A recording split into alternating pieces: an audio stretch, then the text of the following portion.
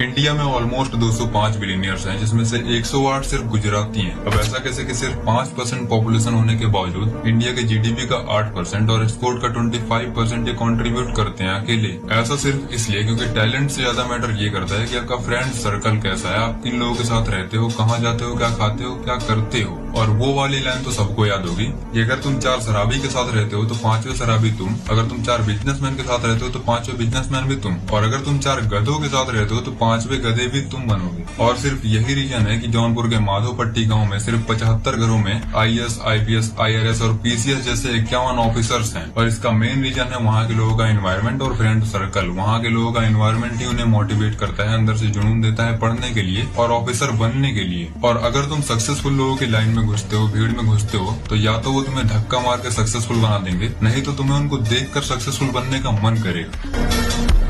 Welcome to new India दोस्तों। नीचता की भी एक हद होती है और हमारे सरकार ने इसको भी पार कर दिया, जहां पर इनोवेटर, एजुकेटर और एक्टिविस्ट जैसे लोग जेल में रहेंगे और जाहिल गवार रेपिस्ट लोग सत्ता में बैठकर देश को चलाएंगे। सोनम वांगचुक को गिरफ्तार कर लिया गया, जिनसे इंस्पायर होकर 3 इडियट्स मूवी बनाई गई थी। वो इंसान जिसने देश के लिए इतना सब कुछ किया, पूरी दुनिया में देश का नाम रोशन किया, जिसने बायकॉट चाइनीज प्रोडक्ट का मुहिम चलाया, उसी इंसान को चाइनीज एजेंट बताकर एनएसए के तहत गिरफ्तार कर लिया गया। जिस इंसान को 2016 में रियल हीरोज का अवार्ड मिल चुका है, वो इंसान कभी देशद्रोही हो सकता है? ऐसा नहीं है कि सोनम वांगचुक की जो डिमांड है वो बहुत हाई है और अगर मोदी जी ने इसको पूरा कर दिया तो दुनिया इधर से उधर हो जाएगी। उनका बहुत सिंपल सा डिमांड है कि लद्दाख को भी 6th शेड्यूल के अंदर डाला जाए। तो प्रॉब्लम कहाँ आ रही है दोस्तों? प्रॉब्लम यहाँ आ रही है दोस्तों कि अगर अंधभक्तों के पॉम्पो ने लद्दाख को 6th शेड्यूल के अंदर डाल दिया तो उनका जो पावर है वहाँ की जमीन और जंगलों से हट जाएगा। मतलब वो उसे बेच नहीं सकते हैं। वो अपनी दोस्ती कैसे निभाएंगे फिर? और अगर वहाँ की लैंड और जंगलों से उनका पावर हट गया तो वो अडानी जी को टॉफी के भाव में उसे बेचेंगे कैसे? और अगर बेचेंगे नहीं तो वहाँ पर माइनिंग नहीं होगी,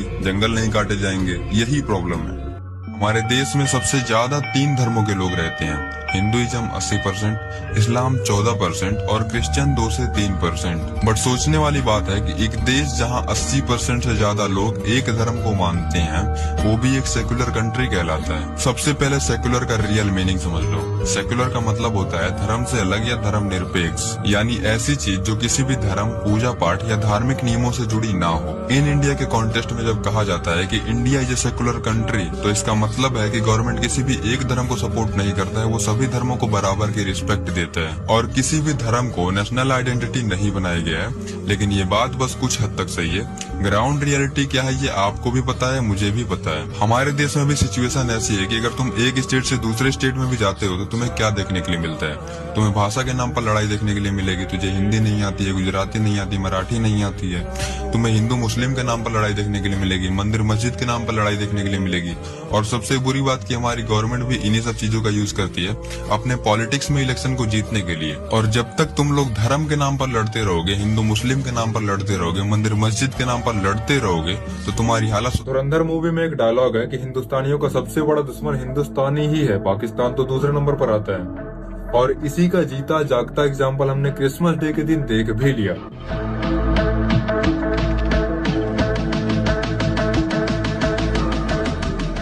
लेकिन इन भाई साहब की एक रील मेरे सामने आती है, पहले तो आप उसको देखिए, फिर मैं अपना ओपिनियन देता हूँ। इंटरनेट के पेड कैंपेन्स देख के अपने आप को इंटेलेक्ट प्रिटेंड करना बंद करें, है ना। आप कह रहे हैं नरेंद्र मोदी जी चर्च में क्रिसमस का सेलिब्रेशन कर रहे हैं और वहीं बजरंग दल क्रिसमस के सेलिब्रेशन को स्पॉइल कर रहा है, तोड़ रहा है। अरे गवारो, नरेंद्र मोदी जी चर्च में कर रहे हैं। चर्च एक क्रिश्चियन कम्युनिटी जो कि भारत की सबसे अहम, विश्व की सबसे अहम और सबसे शांत विचारधारा की कम्युनिटी है, वो चर्च में सेलिब्रेट कर रही है। और जो पब्लिक प्लेसेस पे सेलिब्रेशन हो रहा है उसको मना किया जा रहा है।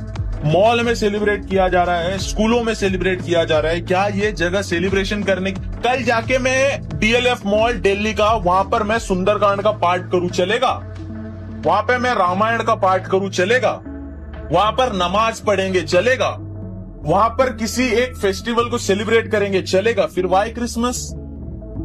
You getting my point? एक तरफ आप खुद बोलते हैं कि ये क्रिश्चियन कम्युनिटी सबसे शांत विचारधारा वाली कम्युनिटी है और दूसरी तरफ आप बोलते हैं कि ये पब्लिक प्लेस में अपना सेलिब्रेशन नहीं मना सकते हैं। एक तरफ हम लोग जो दिवाली, दुर्गा पूजा, गणेश जयंती, कांवड़ यात्रा और होली जैसे त्योहार पब्लिक प्लेस में मना सकते हैं, तो ये लोग अपना त्योहार एक दिन क्यों नहीं मना सकते? शायद आप एक बात और बोल रहे हैं कि भारत का कॉन्स्टिट्यूशन सबको ये हक देता है, फ्रीडम ऑफ रिलीजन, कि हर धर्म को बराबर का अधिकार मिलना चाहिए, चाहे वो हिंदू हो, मुस्लिम हो, सिख, ईसाई, जैन, बौद्ध, कोई भी हो। पंजाब के लोगों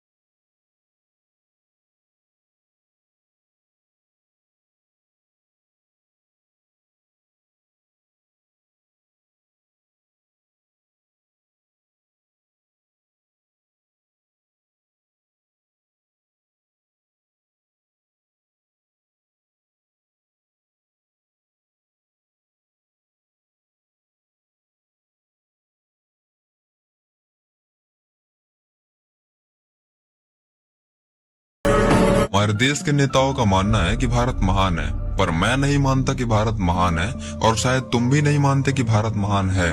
बट हाँ, मैं ये जरूर मानता हूँ कि हम भारत को महान बना सकते हैं। पर अफसोस हमें जाति के नाम पर, धर्म के नाम पर आपस में ही लड़वाया जाता है, जबकि हमें लड़ना चाहिए करप्शन से, पॉल्यूशन से, अनएम्प्लॉयमेंट से।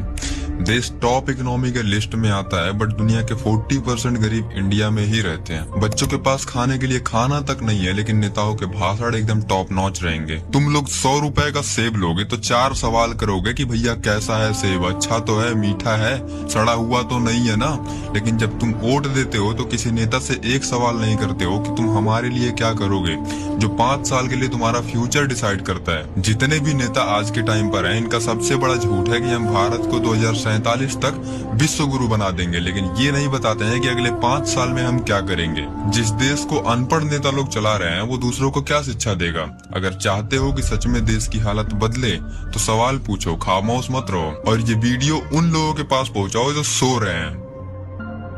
पहले तो आप इनकी बात सुनिए, जिनकी जिंदगी खुद भगवान के दिए हुए चढ़ावे पर चलती है। मैं हिंदू धर्म गुरु हूँ। हिंदू मारे जा रहे हैं, बेटियां मारी जा रही हैं, उनकी अस्मिता लूटी जा रही है, वो बच्चे मारे जा रहे हैं बांग्लादेश में। आप बांग्लादेश के क्रिकेटर को ले आए, आपने अपनी टीम में क्यों रखा? अगर उस पैसे का 1% भी उस जगह चला गया जहाँ इससे एक हिंदू मर गया, क्या KKR मैनेजमेंट लिख के देगा कि उसका जिम्मेदार हम है? अब अगर इनको जरा सी भी नॉलेज होती तो इनको ये जरूर पता होता कि कौन सा प्लेयर खेलेगा, कौन सा नहीं। ये शाहरुख खान के हाथ में है ही नहीं, बल्कि ये BCCI के हाथ में होता है। तो इनको ये सवाल शाहरुख खान से ना करके अमित शाह के बेटे जयशाह से करना चाहिए। लेकिन अगर ये सवाल अमित शाह के बेटे जयशाह से करने लगे तो इनका नफरती एजेंडा जो है वो फिट नहीं बैठेगा इनके हिसाब से कि हमारे यहाँ का एक भी पैसा बांग्लादेश में नहीं जाना चाहिए। चलो मैं भी एग्री करता हूँ, नहीं जाना चाहिए, लेकिन क्या आप में जरा सी भी हिम्मत है कि आप अडानी से सवाल कर सकें जो बांग्लादेश में बिजली सप्लाई करते हैं? चलो मेरा आपसे सवाल है कि आपने कोरोना काल में कितने लोगों की मदद की होगी? आपने कितने एसिड से सर्वाइवल लड़कियों का सर्जरी कराया होगा?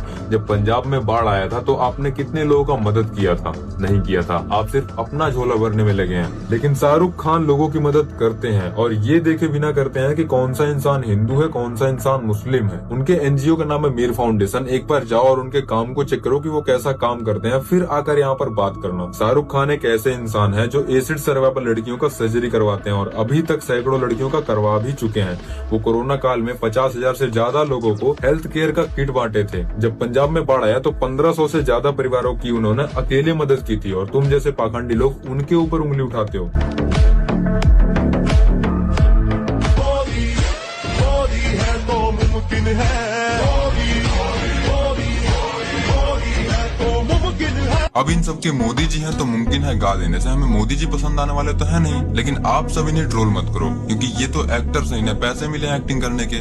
पूरे गाने में कहीं भी क्रिएटिविटी नहीं दिख रही है, लेकिन डर साफ साफ दिख रहा है। जहां हमारे देश में सिर्फ पैसों के लिए कैंसर प्रोडक्ट को भी प्रमोट किया जाता है, वहां ये तो नॉर्मल सी बात है। सवाल तो हमें सरकार से पूछना चाहिए कि लोगों के बीच में सिर्फ अपनी अच्छी इमेज बनाने के लिए हर साल हजारों करोड़ रुपए फूके जा रहे हैं, और वो उनका पैसा नहीं है, ये पैसा किसका है? आम जनता के टैक्स का पैसा। अब देखो, मुझे नहीं पता कि इन एक्टर्स की क्या मजबूरी रही होगी, इनके पास पैसा खत्म हो गया था, क्या हो गया था, लेकिन इन सबको मेरा एक ही एडवाइस रहेगा कि देखो, मोदी जी तो 3 बार पीएम बन लिए, वो तो वैसे भी झोला लेकर जाने ही वाले हैं, लेकिन आप तो अपने करियर की वाट क्यों लगा रहे हो? अब देखिए, गाने तो पहले भी बनते थे, जैसे हिंदू बनेगा ना मुसलमान बनेगा, चलो स्कूल चले हम, ऐसे गानों की पूरी लिस्ट भरी है, और ऐसे गाने लोगों को एक साथ मिलकर रहने के लिए प्रोत्साहित करते थे। लेकिन अभी के गाने कट जाओगे, मिट जाओगे, हो जाएगा अंत, फिर न मिलेगा इस भारत को मोदी जैसा संत। हिपोक्रेसी की भी सीमा होती है। अब देखिए, करप्शन तो हर देश में होता है, लेकिन जब अमेरिका जैसी कंट्रीज में करप्शन होता है तो ऐसे होता है। मान लीजिए 100 करोड़ रुपए का बिल पास होता है एक रोड को बनाने के लिए, तो नेताजी क्या करेंगे कि 80 करोड़ का रोड बनवा देंगे और 20 करोड़ जेब में डाल लेंगे। ऐसे में क्या होगा कि रोड भी बन गया और जेब भी भर गया। लेकिन हमारे यहाँ जब करप्शन होता है तो ऐसा नहीं होता है। हमारे यहाँ 80 करोड़ जेब में जाएगा और 20 करोड़ का रोड बनेगा। अब जो रोड 100 करोड़ का बनना था वो 20 करोड़ का बनेगा, तो उसकी हालत कैसी होगी आप सबको पता है। और फिर से 2 साल के अंदर वो रोड टूट के इधर से उधर हो जाता है, और फिर से 100 करोड़ रुपए का बिल पास होगा और 80 करोड़ जेब में जाएगा और 20 करोड़ का रोड बनेगा। यही सिलसिला चलता रहता है। अब मोदी जी का यही कारनामा देख लो। अब जहां चंद्रयान 3 की टोटल कॉस्ट आई थी 615 करोड़ रुपए, वहीं ये 4 किलोमीटर का रोपवे बनवा रहे हैं 807 करोड़ में। हाँ, सही सुन रहे हो, 807 करोड़। और इतना सब कुछ सुनने और देखने के बाद मेरे मन में बस एक ही ख्याल आ रहा है, एवरीबॉडी, सबके सब चोर है साले। तो जो बच्चे माँ से